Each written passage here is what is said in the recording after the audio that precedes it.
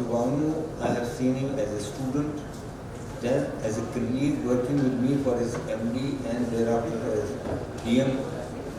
And thereafter I have observed him as a senior consultant at Apollo.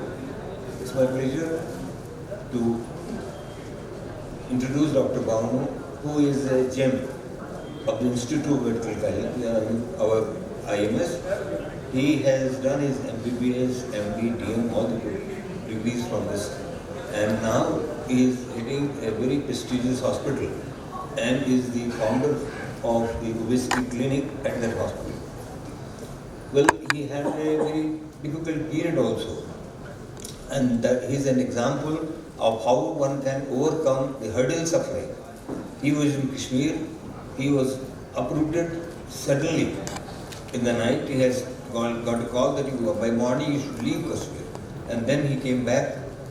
Then he went to Saudi, and thereafter he came back and established in Apollo. Now he's gone to the height.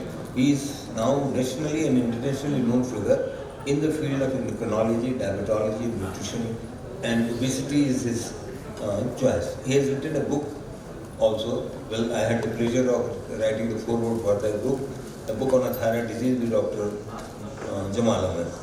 So with these words, I introduce Dr. Vanu to the audience, and I ask him to present his lecture on metabolic syndrome. Dr. Vanu, Thank you, sir, for your kind words. That means a lot to me. It is my proud privilege to be here in the holy city of Varanasi, where we spent the most fruitful years of our life. Dr. S.K. Singh, Dr. Madhukar, Dr. K.K. Tripathi, and I am very pleased to see my class fellow Professor Shyam Sundar, who has already attained the heights in his own field. And we are very proud of our batchmates when we heard about them through newspapers, through so many other things, that we feel proud. So today I am going to talk about the weight gain and the risk of developing insulin resistance syndrome. I think the other two topics are also interrelated because this complex metabolic syndrome, which encompasses the various metabolic disturbances which lead to the many of the like hypertension, dyslipidemia, and cardiovascular disease, fatty liver disease, and so many other things. And most of the people will be talking in particular some particular aspects of the metabolic syndrome that is related to hypertension, or it is related to non-alcoholic fatty liver disease, or it is related to the cardiovascular complication. In this audience, if you see how many are overweight, obese, I think all of us. I don't mind raising hands. If you see by the Asian criteria, if your BMI is more than 23, up to 24.9, you are overweight. And if your BMI is more than 25, you are obese class 1. And if it is more than 30, you become obese class 3, 2. And when it goes more than 40, we call it extreme obesity. The morbid obesity term has been now replaced by the extreme obesity. So I think how many people in the audience might be below 23 BMI? I don't think so. So majority of the people even in the audience are overweight, if not obese. So that itself shows the crux of the problem in our country, the whole of the country, and how it has led to the epidemic of diabetes, hypertension, cardiovascular disease, and obesity. Weight gain leads to insulin resistance, all of you know very well. It all depends where the weight gain is being taking place, whether it's the central abdominal obesity, which is important for the development of the insulin resistance or not, is more of the intra-abdominal fat or it is the subcutaneous fat. We have to differentiate which is the metabolically active fat in the body which is responsible for the insulin resistance and the metabolic syndrome. We know we have three kinds of the fat: brown fat, white fat, and the beach fat. And we know they are the source of the energy. And the ratio of the uncoupling proteins dictate the energy expenditure. And that is why people all over the world are trying to make some browning of the white fat, browning of the beach fat by changing the uncoupling protein UCP1 and UCP2, so that more and more energy is getting consumed and burned, and there might be some answer to the obesity, which is a really a difficult task to treat till date. Diet and exercise, patients are not able to maintain for a pretty long time, and they might do for say 6 months to 1 year. Again, there is a rebound weight gain.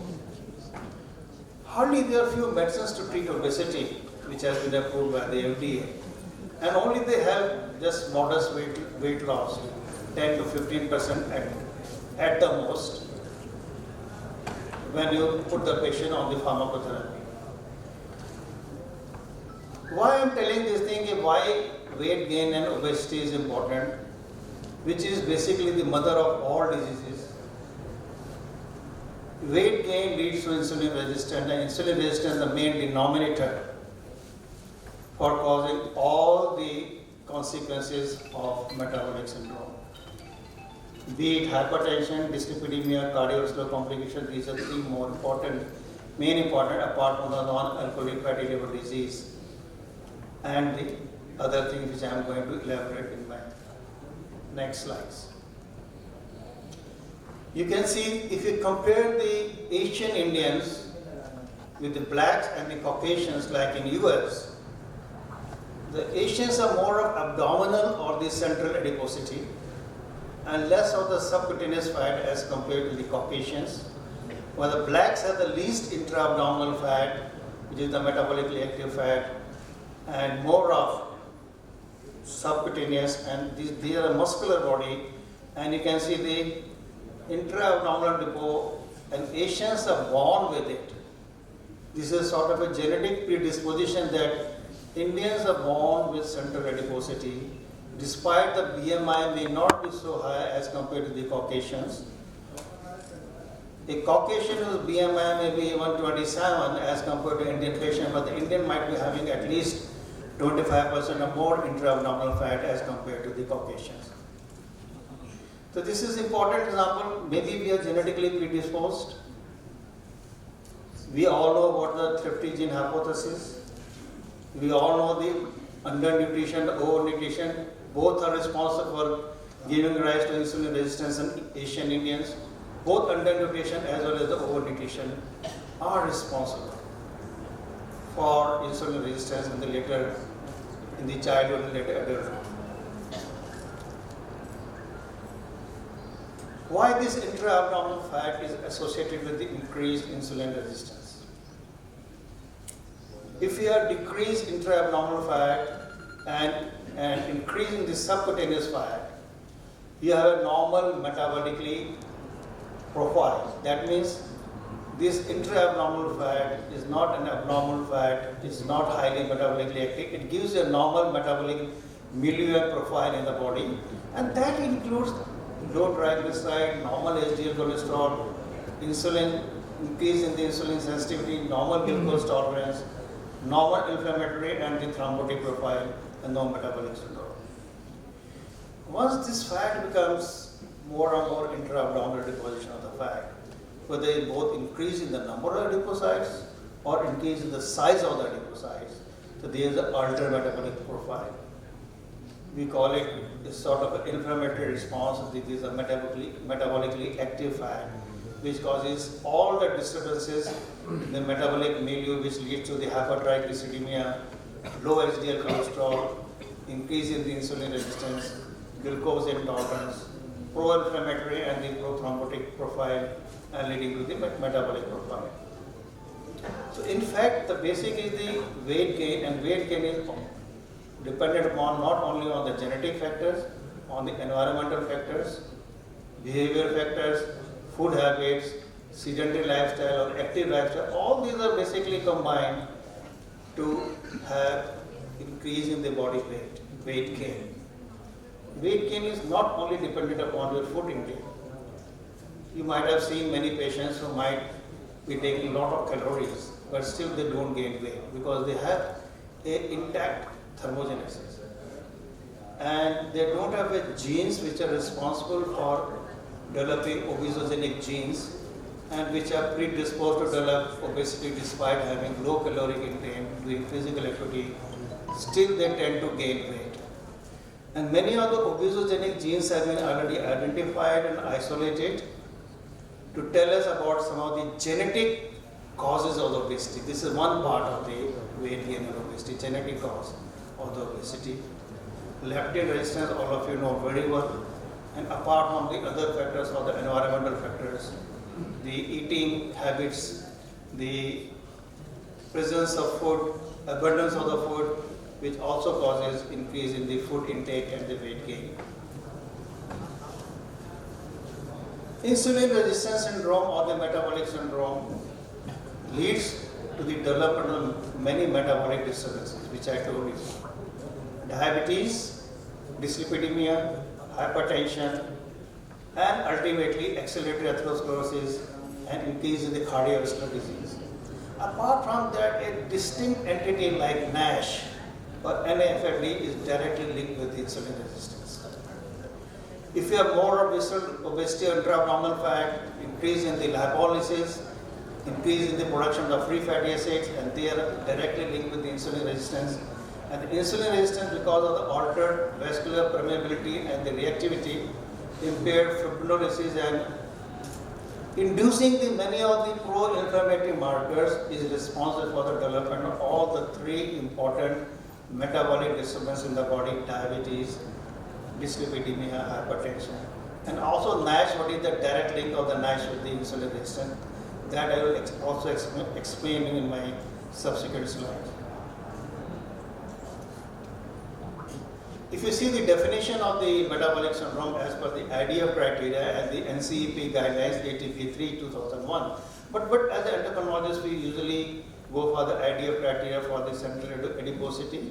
Asian, I know that it is more than 80 centimeter waist circumference in women and more than 90% in men.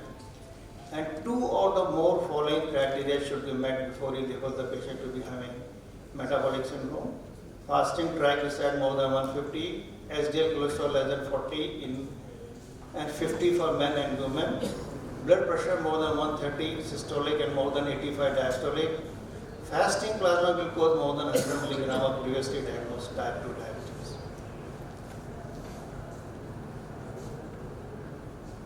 Obesity leads to the hyperinsulinemia itself because insulin resistance will lead to hyperinsulinemia.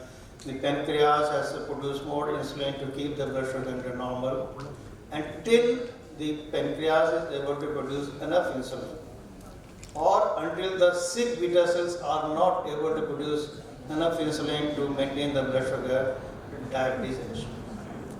Without beta cell dysfunction, nobody can develop diabetes. And these sick beta cells are also genetically predisposed. And when a child is born, the genetic load, whether it is high, a genetic load of high or the insulin resistance, the genetic load of the beta cell dysfunction, what we call the sick beta cell.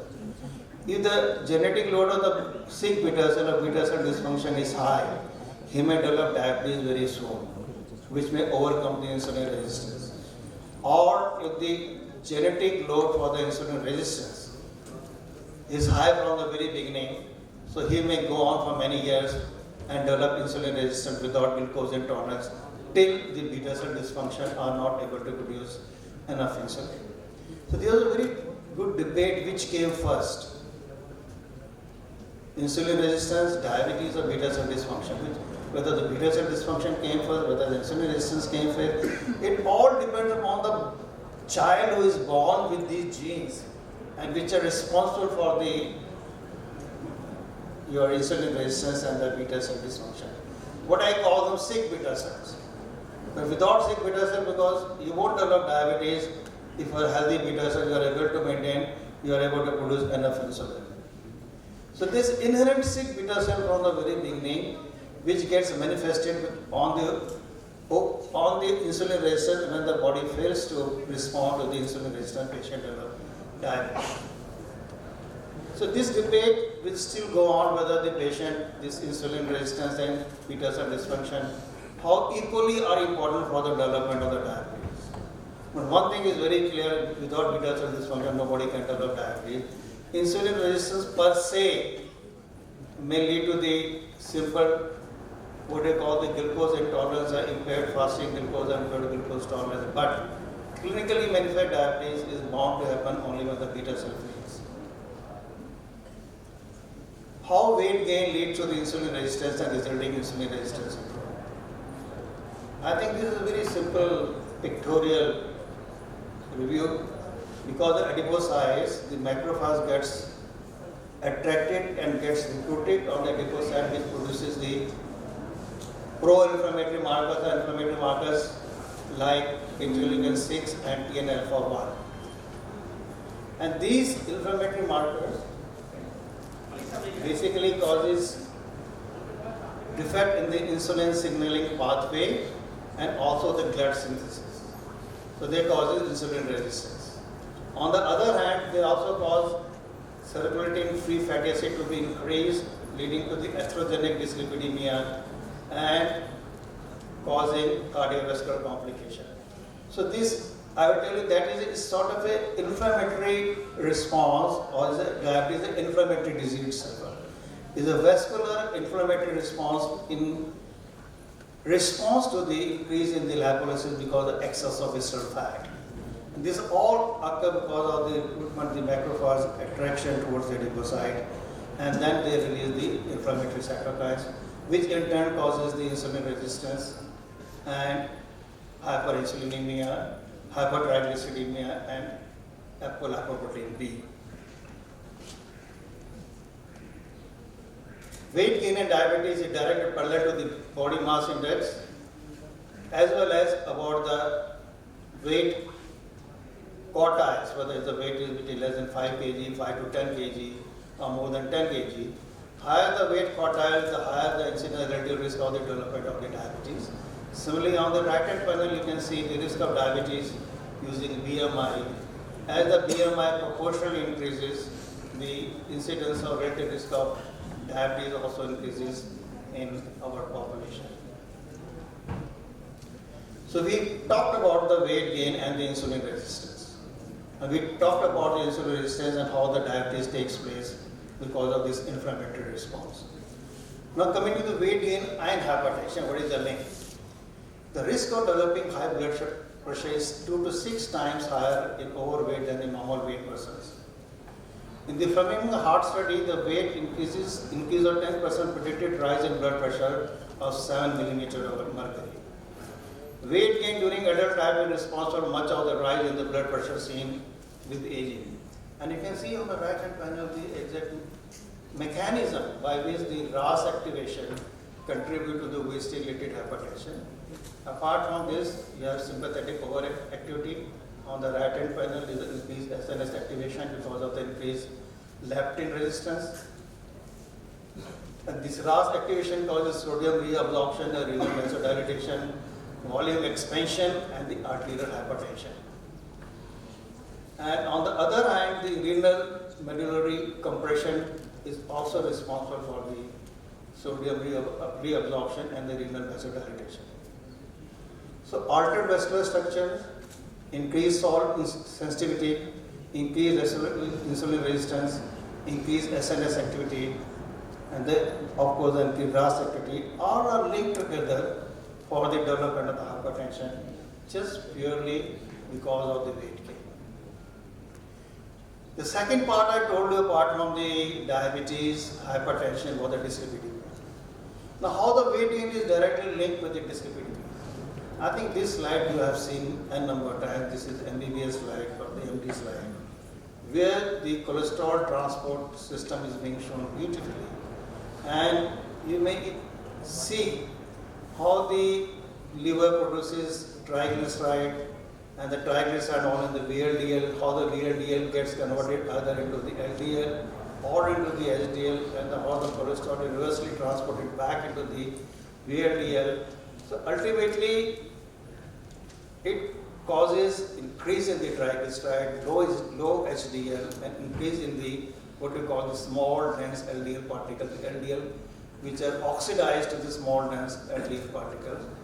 The large buoyant fluffy particles, the LDL particles, they are not atherogenic. They are small dense LDL particles which are not fluffy, which are basically atherogenic to cause the accelerated atherosclerosis and the cardiovascular complication.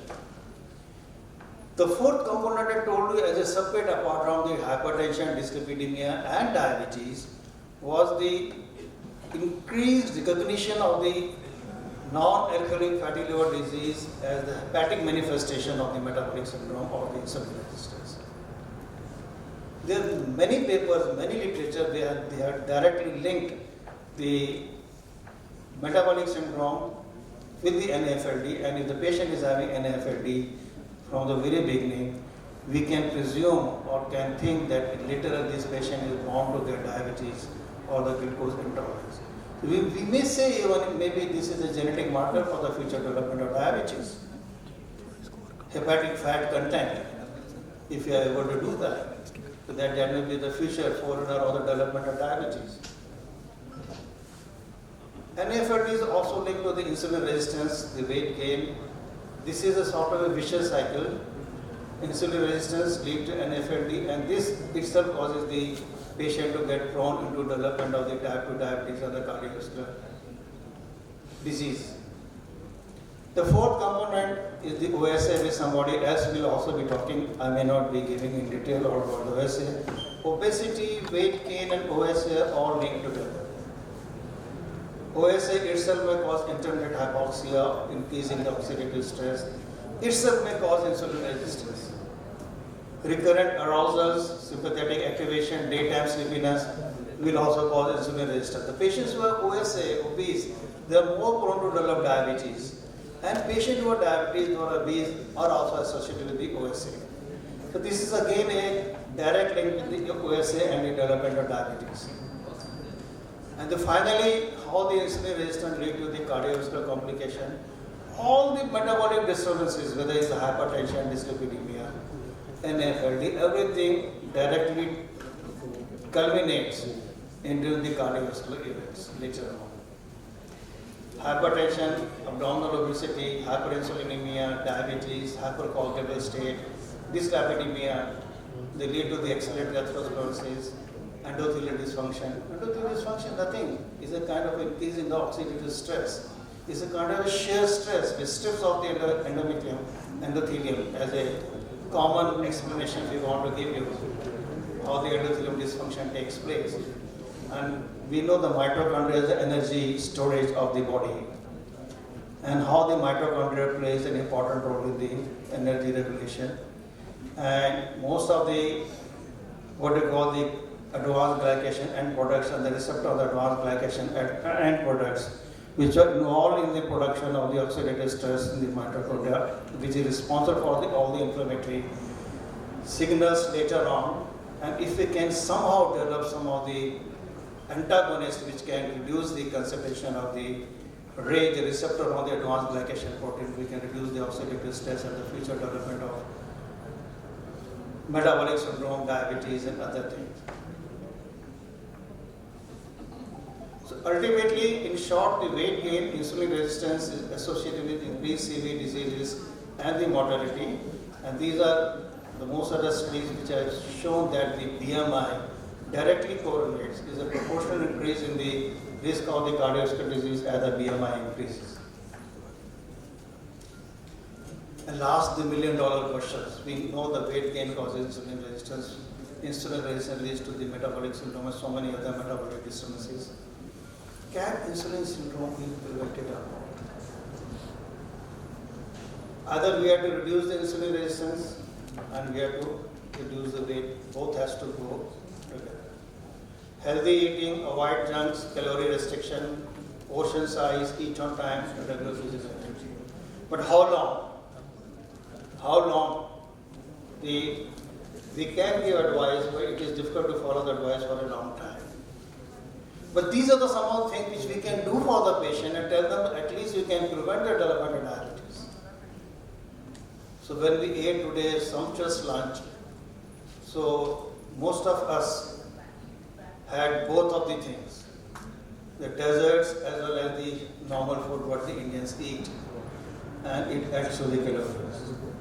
And none of the person might have left without eating a dessert, if I'm right.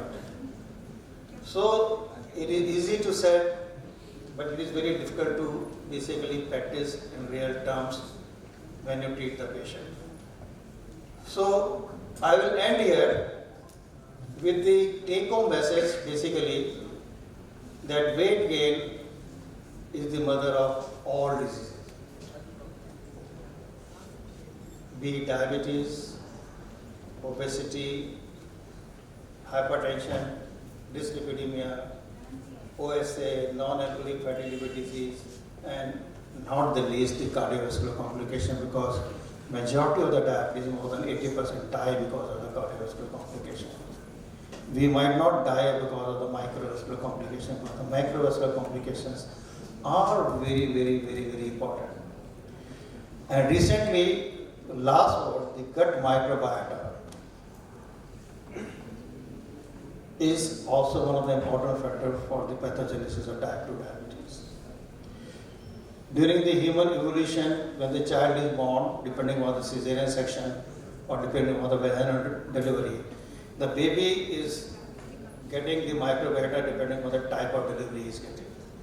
During cesarean, because of the instruments and everything, you may get more of other staph, while during the vaginal delivery you may get the Firmicutes and other bacteria, bacteroids, more of bacteroids. And this flora changes from infancy to the adulthood. And by the time the child is 7 to 8 years old, the most of the organisms are basically the bacteria, which contains most of the 90% of the gut flora.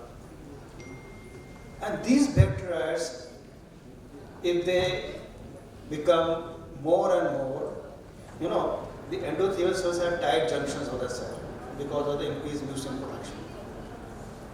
And if the mucin production is okay, there is no what you call the leakage of the tight junction, there is no leakage of the material from the blood into the intestine.